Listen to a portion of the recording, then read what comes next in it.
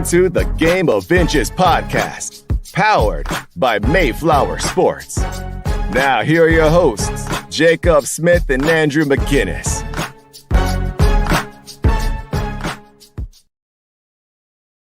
This is Game of Inches podcast brought to you by Mayflower Sports. We're happy to be here with another week talking NFL. Obviously, it's playoff time. We have to be talking about it. Andrew and Jake with you alongside Arthur DiCesare, Oddsmaker from the Westgate Superbook Casino. Super excited to have you, Art. Obviously, you're at the Westgate, one of the biggest, if not the biggest, attractions for sports betting, sports books in Las Vegas. Happy to have you here, Arthur. Gentlemen, it's a pleasure to be here, and this is a very fun weekend. Divisional weekend to me has always been the best NFL weekend. You're going to get an incredible handle. You got the 4 games. Obviously, not many NFL games remaining, which is pretty sad, but it'd be very fun to dive into these games. Yeah, I feel like I've known you for so long. We were saying before we started this podcast, I feel like I've known you, and a lot of the guests we've had on, it's just so cool because I haven't even met anybody in person. And that's just kind of what these social media and all these podcast world has turned into. It's just, you feel like you know somebody. We have never even spoken together. You're on all kinds of Wager Talk content with Teddy and Prez all the time and Steve Merrill. So I have seen you. I know what you're all about. But give us a little bit of a background on yourself and how you ended up at the Westgate. Yeah, Andrew, it's funny that you say that. It's like a big growing industry, but it's still really small. And I feel like a lot of the people who have been in it early have just like you and I, we follow each other on Twitter. We've talked through Twitter. But like you said, we've never talked on the phone or met or any of those things. And it's just, I just think a lot of us like recognize the people who are in it for the right reasons, love it, just want to, have a conversation. Like I always say, it's like guys and girls at a bar talking sports. And if you like the gambling stuff and you throw that in, it's just makes it even more fun. I've only been at the Westgate since the beginning of the football season. Now, I've been in Vegas like 8-9 years now.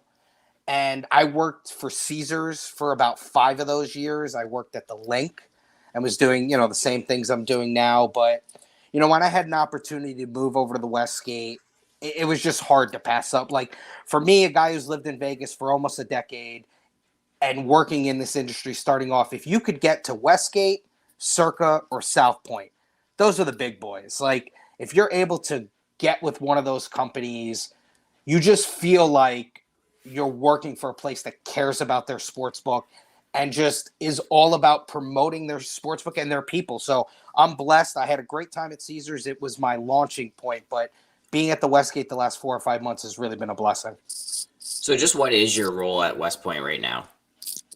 So right now I'm just basically a frontline supervisor. I'm there. I mean, I do like a variety of things. I'm definitely on the front line, handling my tellers, handling the customers, setting people up with VIP stuff, all of our, top players, anything they need, stuff of that nature. So that's basically my day-to-day operational stuff. What would you say is kind of something that people might not know about your job and kind of the behind-the-counter stuff that you guys do on a daily basis that would kind of surprise some people? Like, a lot of people think, there's the people betting, there's the people taking the bets, and that's just about it. But, even just talking to Dave Sharapan, everybody knows who that is in Vegas. And when I was talking with him, he just had so many stories to tell about what goes into being a bookmaker, what goes into, creating the lines, moving them when need be, and all that kind of stuff. What can you tell us about the role of being an odds maker? Well, I think every place is different. Since I've been at the Westgate, it really is a collective group effort. I mean, we have our admin team, obviously the tellers. Listen, the tellers on the front line have the hardest job. They deal with the customers and just, have to get everything correct, money, bets, all that type of stuff.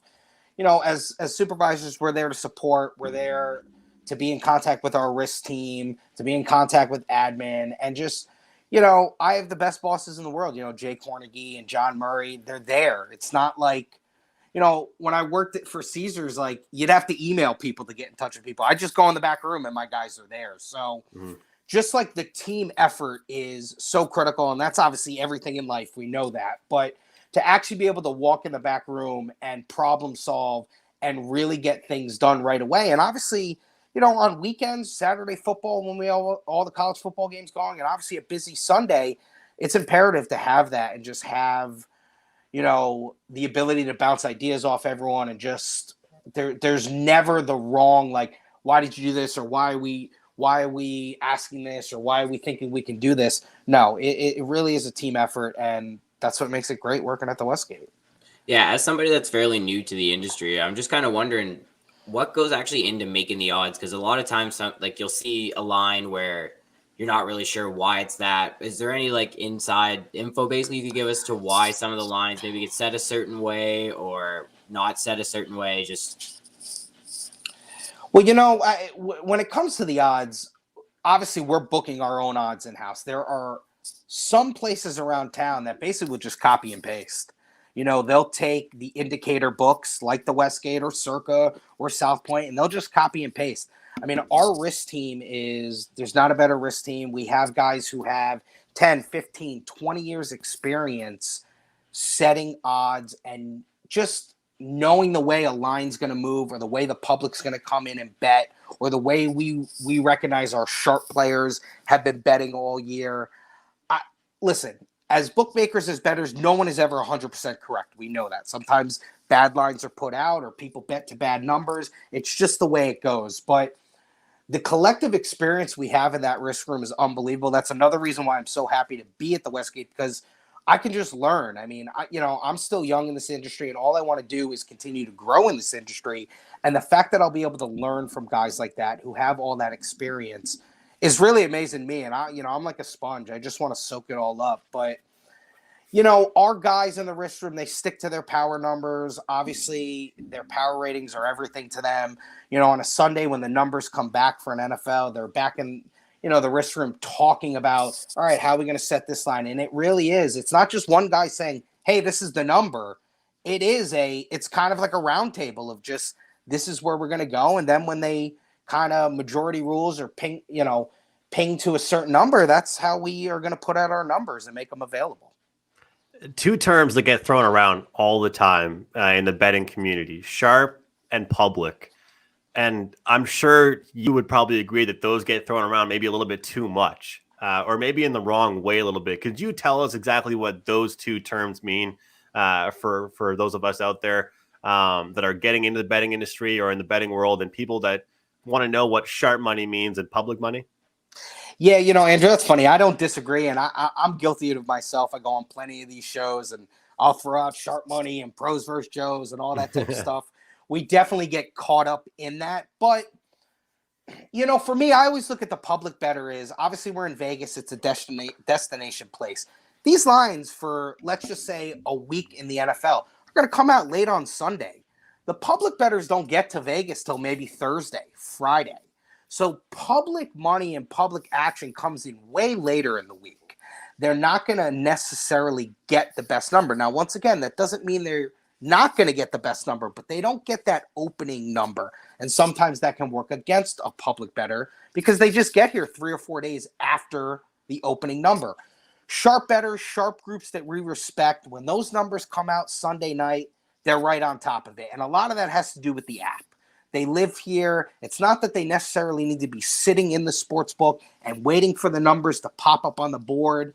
They'll pop up on the app, and you know how it is. Social media is just, it's so important to this. Like, we got our top guys in the risk room who will tweet out, hey, these are the lines for the upcoming week, or here are look ahead lines for even the next week. So the information is out there. It's not like the information's not out there. We're not hiding the information. The sharp bettors, to me, are the ones who get in early, and over a long haul, we have just seen and respected the numbers that they bet into, and they're winning. So, we have to take, once again, sharp bettors don't always win, and public bettors don't always lose. So I always want people to recognize that. That is huge. It's not like, oh my God, this is sharp money coming in on this game. There's no way it can lose. That's just not the truth. You talked a little bit there about the power of social media. How do you think that's influenced the growth of the industry? Because honestly, we were on a call earlier with another person that's a part of our company here, and they were talking a lot about how lately they've been seeing a lot of bet slips popping up on their Instagram feed and different bets being placed. How do you think that that's impacted the industry, and how do you think it'll continue to impact the industry? Well, like anything with social media and the internet, there's a lot of good that comes out of it. There can also be a lot of bad that comes out of it. But I do think that social media is huge in this. I also think it's because, like Andrew and I said in the beginning, it connects people. It allows people who are in it for the right reasons and want to get on different platforms or have different conversations. I think that's the wonderful thing about it. I know for me personally, and I've met a lot of wonderful people who've come into the sports books that I've worked in, but I can't tell you how many people and how many connections I've made just through social media. I mean, and I'm not one of those guys who's on a million of them. I'm not on TikTok or Instagram or Facebook. I'm literally on Twitter. That's the only thing I'm on. And I've made so many great connections through it. So I just really think social media is going to continue to help. Shows like this, I mean, every podcast you see, I mean, the fact that ESPN runs betting shows, they have, they have betting lines on the bottom line, which 2, 3, 4 years ago you would have never thought. It's just going to continue, and eventually I think we will be oversaturated with it, and maybe it'll be like, all right, now everyone's got one of these. But I think the cream will always rise to the top, like anything. And I think the bettors are smart enough to realize too who's in it for the right reason and who is actually there to help people, because this is such a new industry where a lot of people are jumping in who really don't know, a point spread from a total or a parlay or a round robin. So I think that stuff's very important too. Well, I wanted to ask you that. We're looking forward to going to Vegas to see you in March and March Madness, to be there for a couple of days at the Westgate. Look forward to staying there. And I wanted to ask you, you mentioned it just a few seconds ago about the recreational players, the new players. And, up until when I was in Vegas 2 years ago, and I went to Jersey at one point, the FanDuel Sportsbook, but, been gambling for many, many, many years on sports, but I've never actually been to a sports book. How often right now are you seeing people pop in to the Westgate that are these recreational players that either, number one, haven't been to a sports book, or number two, don't really know what they're doing? Is that something that you see, or mostly during like big games or a March Madness type things? Like, and it must be kind of fun for you to see those players, because it's not just, the sharp guys coming in to throw down 100K. It's the recreational player that's just kind of wants to get their feet wet. 100%. I hear it every day. I'm new to this. I've never done this. I've never made a bet. I mean, You're going to hear that every day. Now, also recognize not only is Vegas a destination for people who want to come gamble on sports, but we're a huge convention city. We have conventions here basically every week, every weekend. So you'll see the guys and the girls come with the, laminated name tags, and they just, hey, I'm here in town. I want to make a bet. I've never done it. And once again, it could be man, woman. It could be someone who's 21 years old, someone who's 71 years old. It really, there is no like difference of like who the new bettor could be, or what they look like, or what they sound like, or what they just like are into. It is just exploding everywhere because it's now everywhere. It's not in the back rooms. It's not whispered about. It's just everywhere. Like I said, when these big companies are promoting it, and I mean, how many times are you watching a sporting event and you just constantly see ads promoting sports books? Yeah. I mean, it's unbelievable. I mean, the former employer I worked for, Caesars, I mean, they're unbelievable with their ads. It's like, they got the Mannings, they got Holly Berry. It's unbelievable. So it really is incredible to see what has happened. But every single day I hear, I'm new to this. I don't know what I'm doing. Can you help me? And do you enjoy that, Art? Like, do you like that compared to sometimes the guy that you see every day? Is it kind of fun for you to talk to someone that is kind of just getting into it or curious? It is, because it reminds me of when, now, like most of us, we all love sports. We get into sports very early in our lives, and we're 6, 7, 8 years old, and we start to love and just fall in love with sports. And then you get a little bit older, and you start to me, I'm an East Coast kid, so I'd read the New York Post and I'd see betting lines for the NFL. I remember thinking what are the, Jets -3? What does that mean? And then you start, the wheels start to turn, and then you're like, oh, you can actually bet on these. There's money to be made, all that type of stuff. So it reminds me of people like that who are like, wow, this is fun. I'm a whatever fan, and I can come in and throw a couple bucks down on my team, enjoy the game that I was going to enjoy anyway, and maybe I win some money. So it is fun to see that. What's some advice you have for recreational gamblers and new gamblers? Obviously, this is going to be my first time in Vegas, so any advice for me when we're at the Westgate? I always say this to anyone who is just starting it out on this. First of all, the most important stuff, listen, know your limits. Don't go crazy. This is supposed to be fun.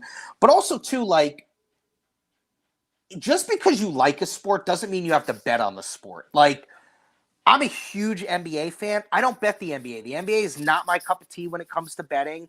I just don't find the value in it. I'm not good enough at handicapping it, so I stay away from the NBA. I'll watch the NBA, but I can't bet on the NBA. So, like, find the sports that, like, you now in the beginning, that's trial and error. You might have to try all the sports and figure out what you're good at. I mean, this has taken me 20 plus years to recognize this type of stuff. So, I understand that someone who's new into it's going to go, well, you've been doing this forever.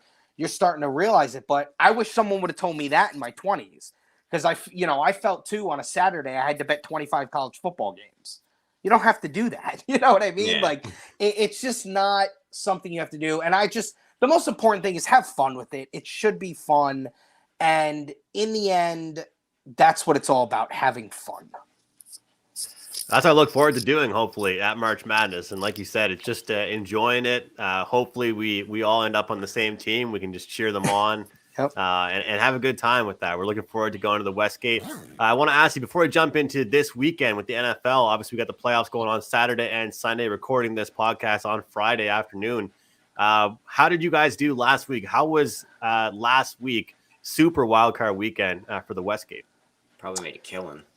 It was hit or miss. It just depends. Monday night was not good for us. The Rams were a bad result for us. It seemed like we couldn't make the line high enough for Arizona, and Arizona was never in the game. So we took some pretty good Ram money.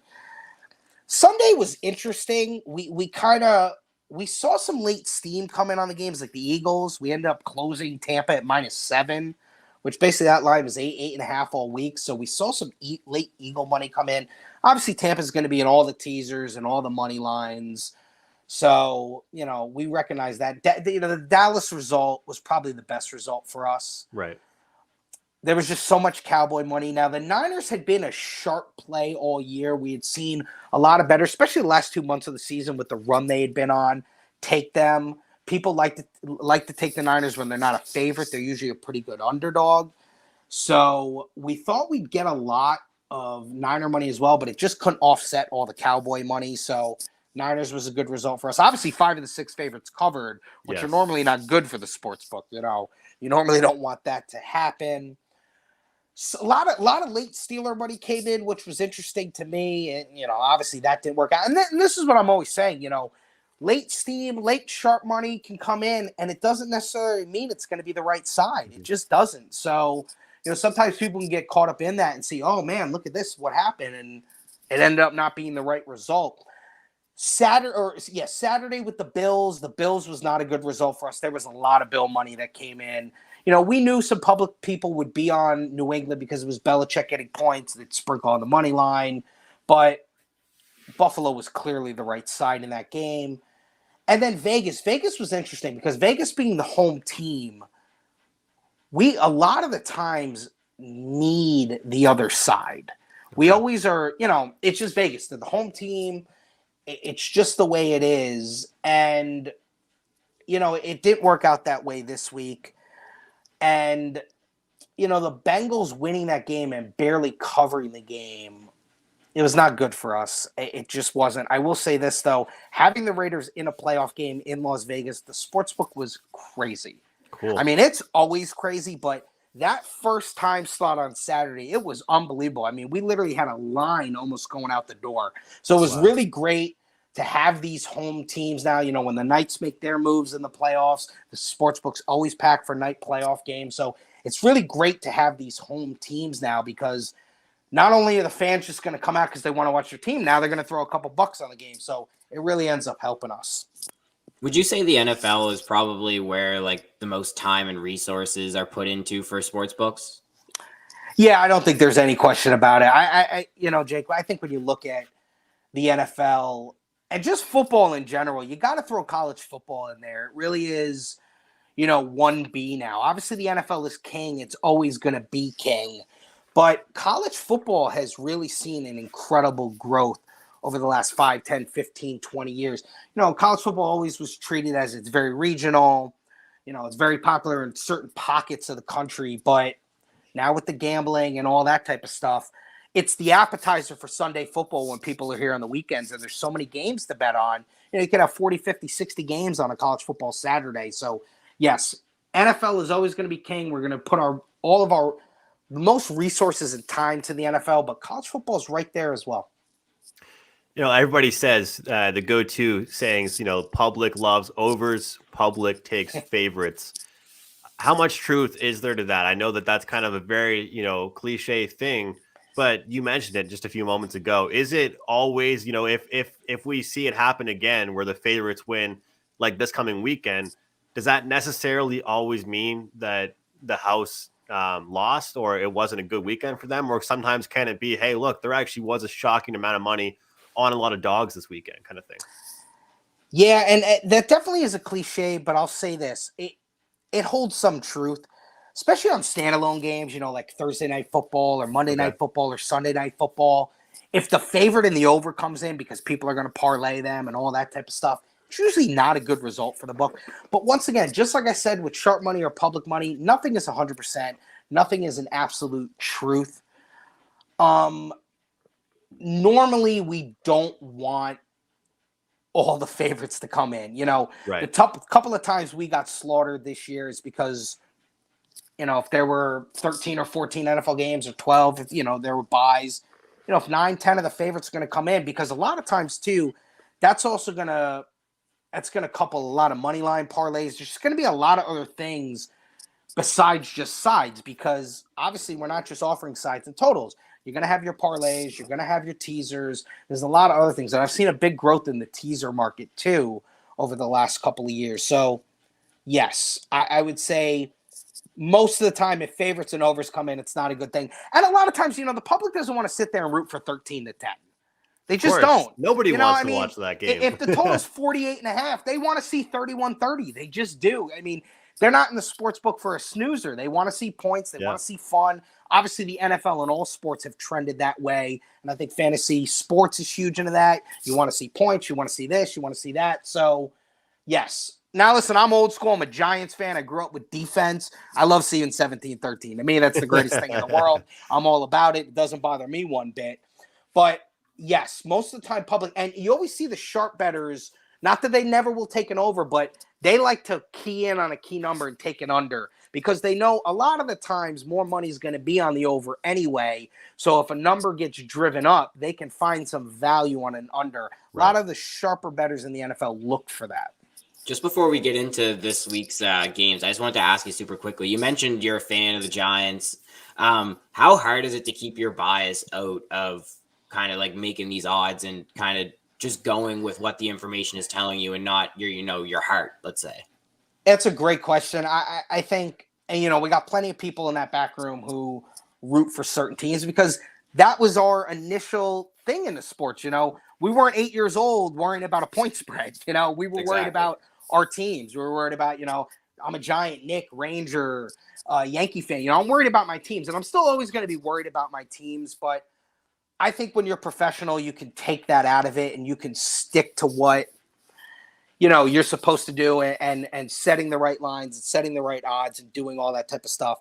And I think it can be hard, but I think because you have a good group and you just have a lot of people who can bounce stuff off of each other, it's easy if you are if I'm a little shaded towards the Giants, I got 4 or 5 other people who can be like, well, listen, we know you're a Giants fan, but let's really look at it, So I think it's very easy to do that when you have a good team.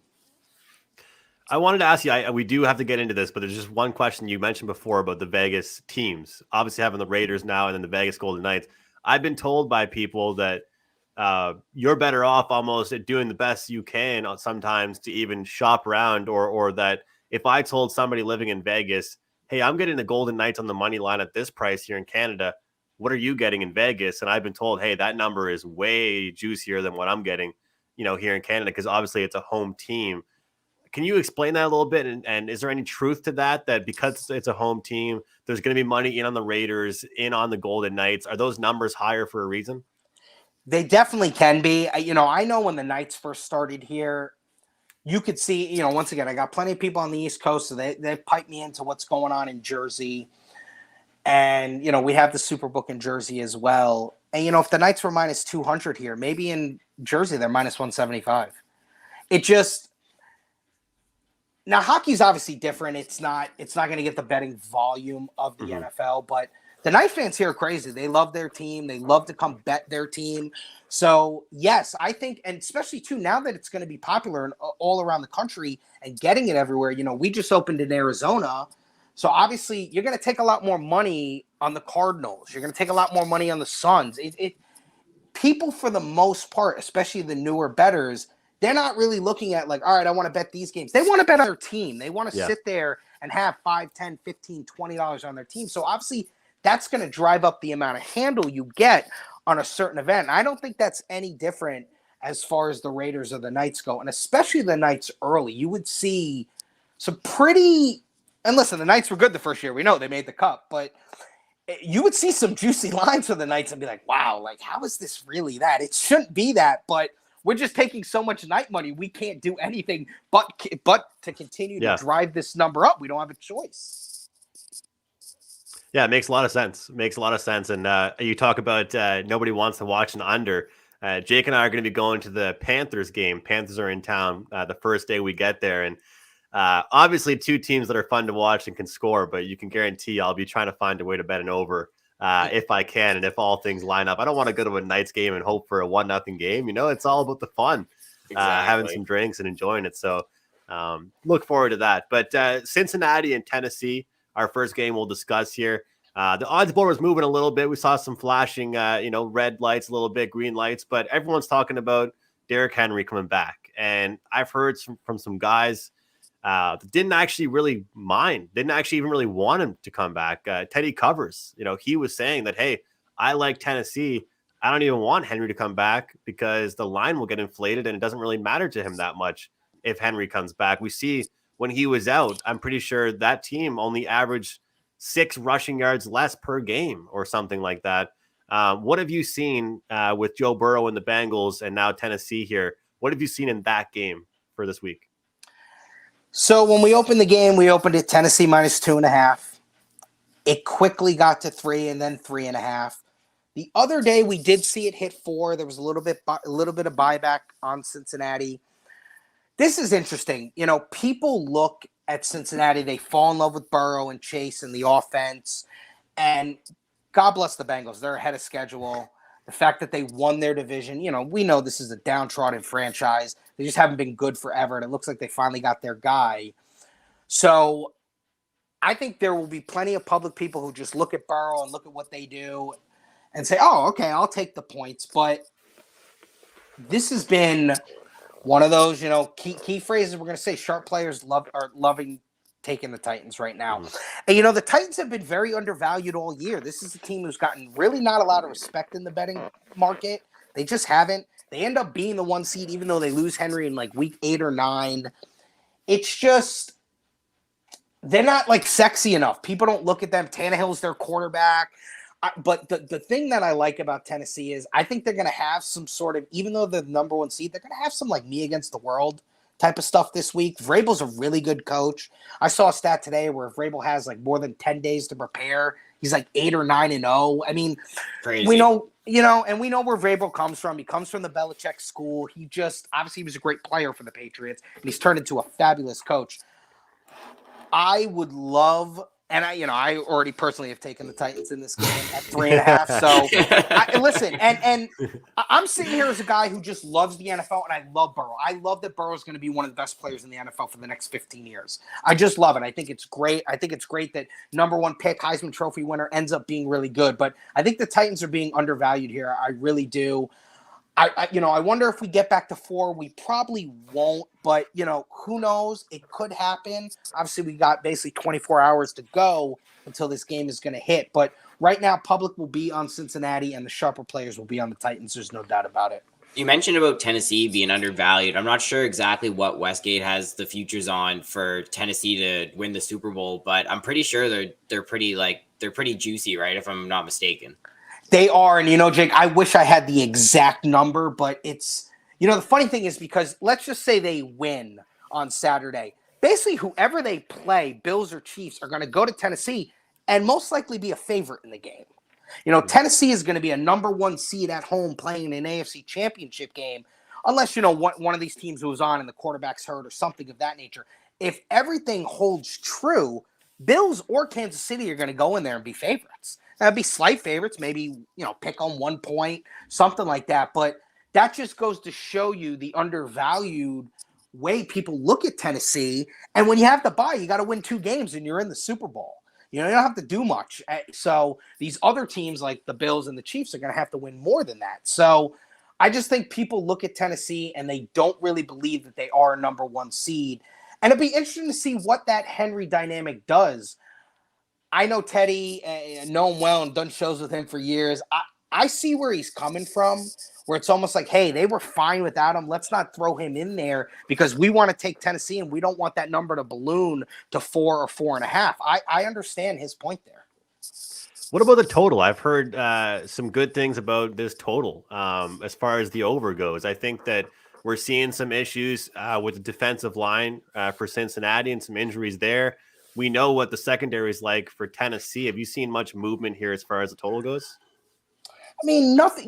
It's funny. These games are so tight spread-wise for the most part that you've seen a little bit of action here and there. Half point, a point here on these spreads. The total's not so much. Okay. It's just once again, as we talked about in the previous segment, basically, I think. If some guy just came in and bet all the totals in these games, he's probably going to bet 3 or maybe 4 all over. He's just going to do that. Mm-hmm. It's just the way it is. I think Cincinnati had a point in the middle of the season where the defense looked okay, but I don't know. Their defense didn't look that great to me this past weekend. The Raiders settled for way too many field goals, could have scored way more points. And obviously we know what the Bengals can do offensively, and they want to throw the ball. So I could see the under, or I could see the over maybe eventually by game time being an exposure for us and us needing the under. With your obviously experience making these making these lines and these over unders and sort of things, how hard is it to not bet them because you're a part of the process? Well, that's always a great question that I get. People are always like, well, you're in this industry and you see this, like, do you bet? It's like, how could you not? Like, how could I be doing what I do and not enjoy to throw a couple bucks on a game? It'd be impossible to not be that way. I do think, people, oh, well, you're inside, so you have inside knowledge. No, I don't have any inside knowledge. Mm-hmm. I just, like most of us, we formulate our own opinions over 5, 10, 15, 20 years of doing this. And yes, you can be swayed by someone or listen to something, but in the end, and I always say this, just go with what you feel, go with your gut, believe in it. Don't be swayed by other people. And I think when I'm betting into these games, I've already formed an opinion in my head, and I'm going to look at all the necessary things I need to look at. But in the end, I'm going to stick to my opinion, and my opinion's not always right. We know that, but it's still the way you got to be in this. You have to. Everybody out there listening or watching this right now, make sure you guys check out Arthur DiCesare at the Westgate Sportsbook. It is a huge, massive sportsbook. I can't wait to go see it. I can't wait to be a part of the experience and have a good time and actually meet Arthur in person and have some fun. We'll try and finish out this podcast and get through the rest of these games, some good games to get to the rest of the NFL playoffs here. San Fran and Green Bay. Taking a look at Westgate right now, we have them listed at -5.5 favorites for Green Bay. What have you seen here in this game, Art? So this game obviously is going to have the highest spread on the board. Opened the game 5.5. It did get to 6 because San Francisco had a lot of injury concerns. Bosa, the linebacker Warner, obviously Garoppolo. Some of those injury concerns have been alleviated over the last 24 hours. We recognize that some of these players are going to play. And the line went back to 5.5. Green Bay is one of those public teams. They take a lot of money. Green Bay is just they're one of those teams. It's like Dallas. It's like Pittsburgh. They have fans all over the country. So we know Green Bay is going to be in plenty of teasers. They're going to be in every money line parlay. They will be a side play, but I think people will look for other ways, especially early in the betting process. There were more people just coming in and laying the money line instead of laying the 5.5 or 6. Interesting. So you saw that early.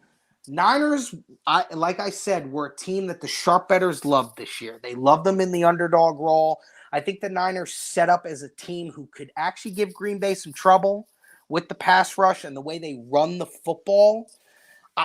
It's just hard to go against Rodgers at Lambeau. It really is. He's so wonderful there. And Rodgers also kind of has that chip on the shoulder, oh, you don't want to vote for me for MVP? That's fine. I'll just go to the Super Bowl and I'll do what I have to do. I think in the end, we'll need the Niners in the game because of all the exposure we'll have with Green Bay in the teaser and money line straight market, but also the money line parlay market because everything will be tied into Green Bay. So I heard today that Jimmy Garoppolo's never played in a game under 32 degrees Celsius. Does stuff like that impact the line, especially like in a game like this where it's a playoff game at Lambeau? It's definitely something to think about and something that we will talk about.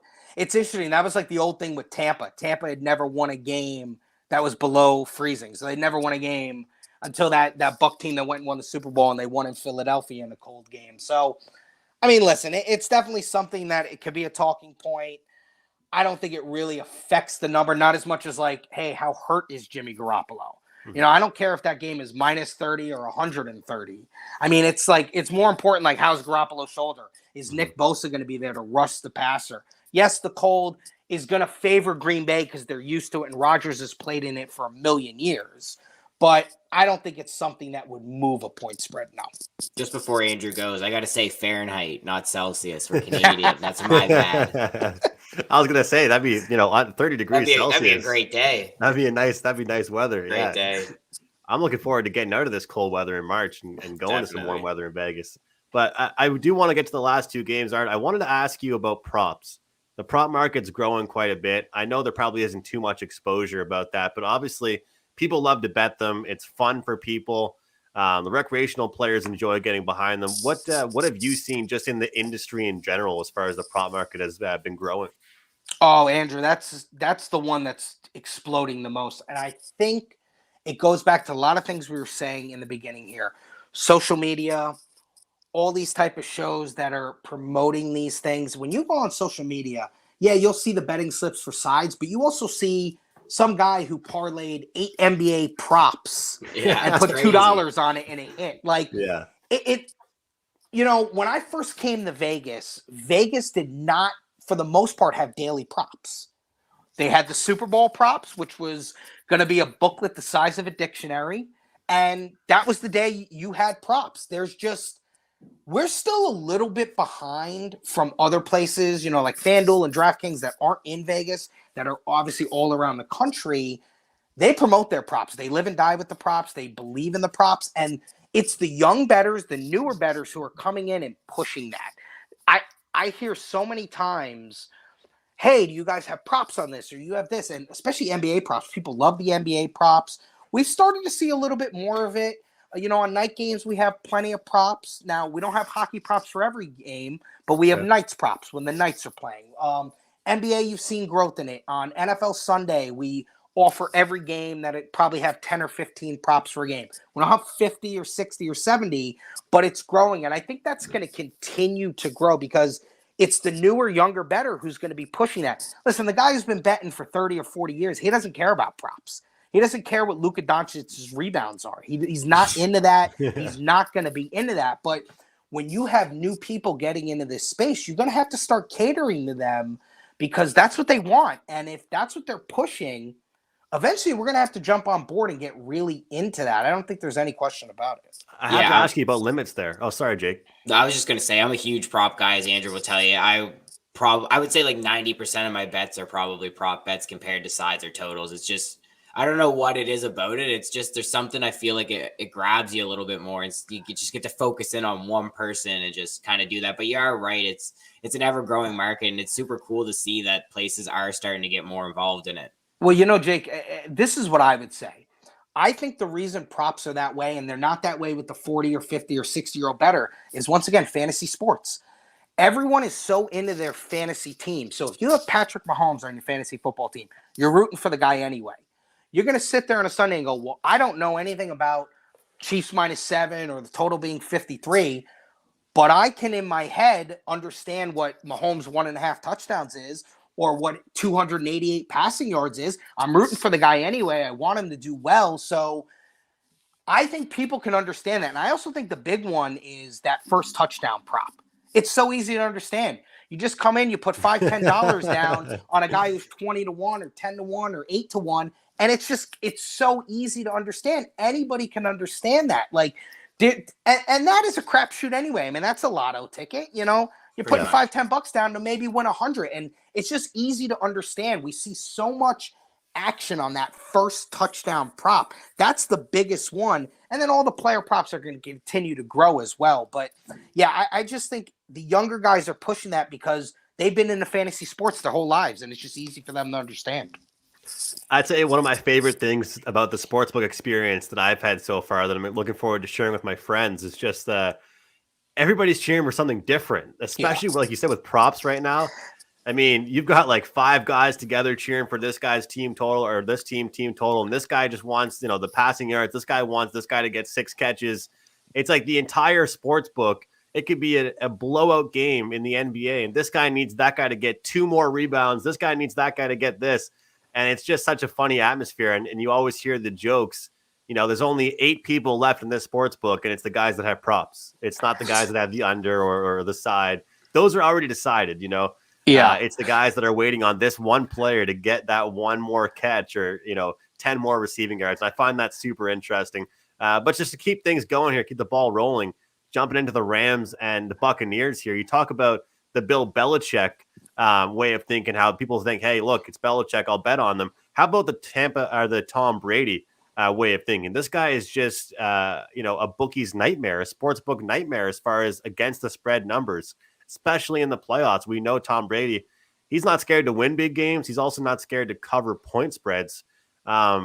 Is that something that you've seen here with Tampa Bay this week? And also Stafford, the Rams team has looked solid, but inexperience at the QB matchup here is very clear here. There's no doubt about it. And you hit it right on the head. Brady always gets a ton of support at the window.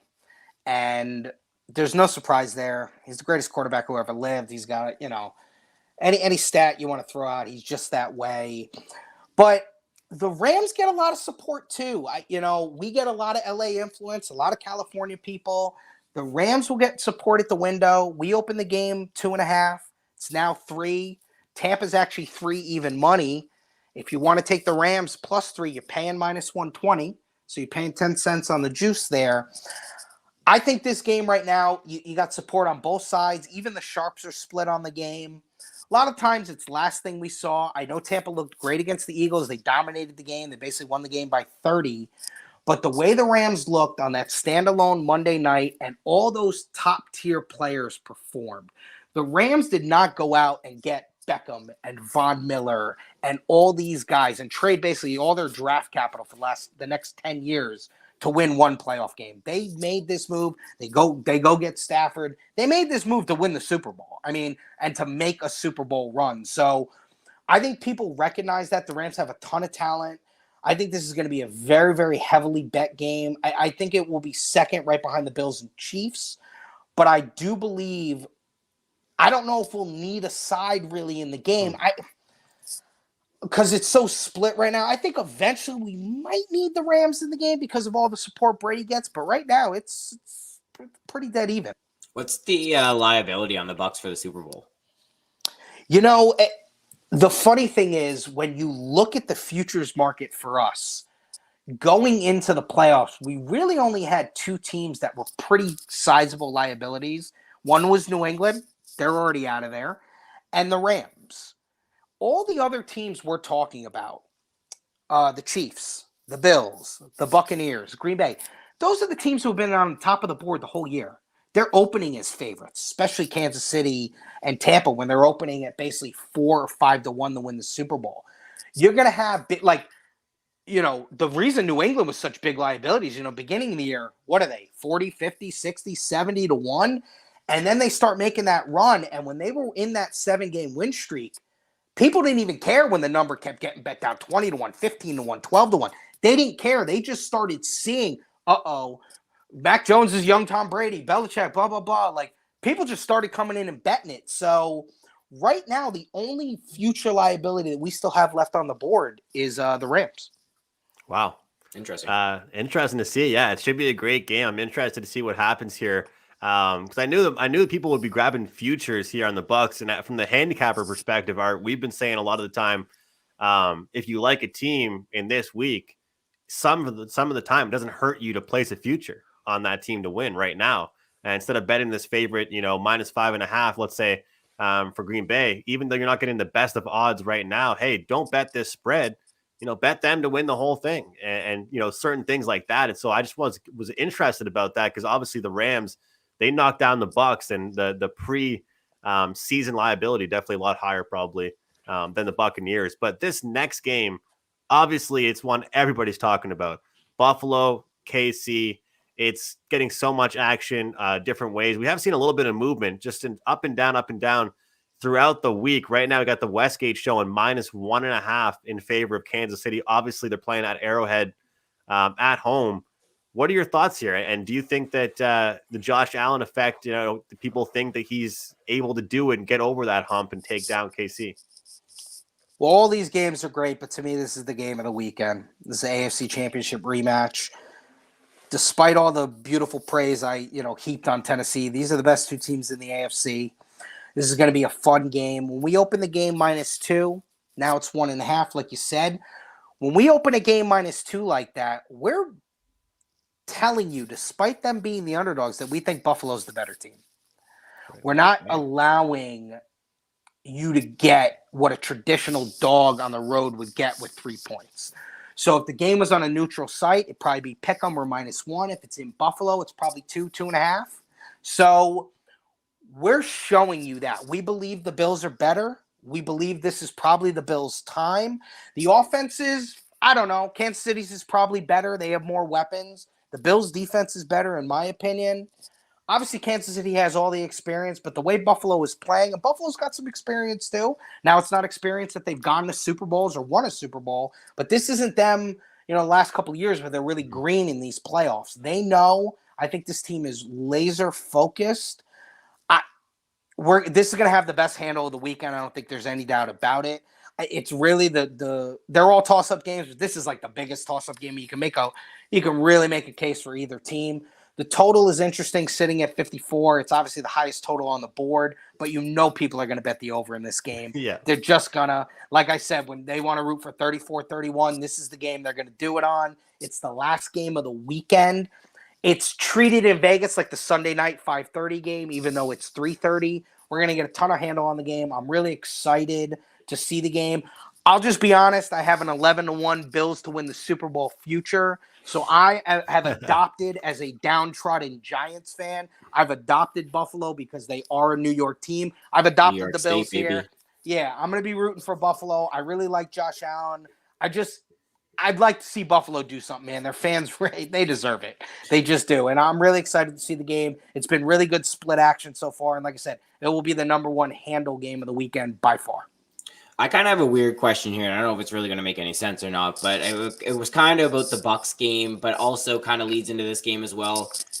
You mentioned with the Rams still being a little bit of a liability to you guys at the book, and then also you just mentioned about the Chiefs' experience versus the Bills. What kind of recency bias do you think plays into sometimes those lines where like a team like Buffalo won by like 30 plus points, and then the Rams also put on a dominant performance, but the following week they're coming up against two tried and true teams that have won Super Bowls, that have had recent success and have great players on their team? It's a great question. I think in the playoffs, a little bit different. I think if in week 8, you'll see week 9 numbers maybe be skewed because a team comes out, they blow a team out. A lot of times in the NFL, it really is what we saw the week before. I always tell people, you got to erase what you saw the week before. I mean, every week in the NFL is a new season.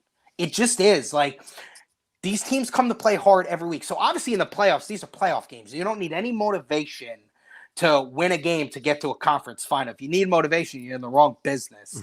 I mean, these players are well aware of it. All these teams are good. All these teams have a lot of good experience for the most part, except for maybe, obviously, Cincinnati. They don't have a ton of experience. So, I mean, even the Niners, people forget the Niners were in the Super Bowl a couple years ago with a lot of these guys. So, I mean, I think we definitely look at what happened the week before, but I think we really erase that, especially playoff time, and we just stick to the power numbers and stick to the way we think the betting will come in early and then adjust our numbers on the fly that way. I can't believe we've been recording this for 50 minutes. It does not feel like it. I'll be fully honest, Arthur. I apologize. I told you around 30 to 40 minutes. So I apologize for going long. There's just so many questions we could ask you. Before we wrap things up, I just want to give you the floor to tell us what's going on at Westgate right now and anything else you wanted to mention. Andrew, you don't have to apologize, man. It was a pleasure. We could have done this for another hour. This was a lot of fun. It flew by. And when you get into these games, there's just so much to talk about and so much you want to talk about. And it's just a lot of fun. It was really a pleasure being on with you guys. But yeah, the Westgate, I always tell everyone, if you're in town and you come to the Westgate, you just come ask for me. Come ask for Arthur DiCesare. I'm there. It's my job. I'm there to help you, whatever you need. If you need to get set up for the app, if you need some drink tickets, if you want to talk about seating, whatever. If you're a new bettor and you have a sheet and you want to say, hey, what does this mean? If you want me to, explain to you what minus 160 means, I'm more than happy to do it. It's my job. I wish someone did it to me early in my betting career. And it's just something I take a lot of pride in. I take a lot of pride in working at the Westgate. So if you're there, you just come down and you ask for me, and I'm more than happy to help. I really appreciate you having you on here. I've been betting for a while, but obviously now with being with Andrew, I'm starting to get a little bit more of the lingo, kind of the profession behind it. So it's really nice to hear from your perspective about how these things come about and how you got into the industry and how you're still able to enjoy yourself as a fan and do something you love every day. So I really appreciate you coming on. That 50 minutes flew by. Oh yeah, no, absolutely. Listen, this job never feels like a job. It's so much fun to go to work. You got all the games on. You got all the people who are having fun. And, if I was on the other side of the counter, I would want to get the experience that we're trying to give people. So it just goes hand in hand, and it's just a lot of fun. Once again, like these players, if you can't get up and have fun and do this, then you're in the wrong industry. This is just way too much fun. And coming on shows like this with you guys and, chatting for a couple minutes is a lot of fun. And I hope we can do it again. We hope to have you back. We can't wait to see you in March. Hopefully we can talk before then. But Arthur DiCesare from the Westgate Superbook, thank you so much again, Arthur. And thank you to all of you guys out there listening. We'll see you guys next time.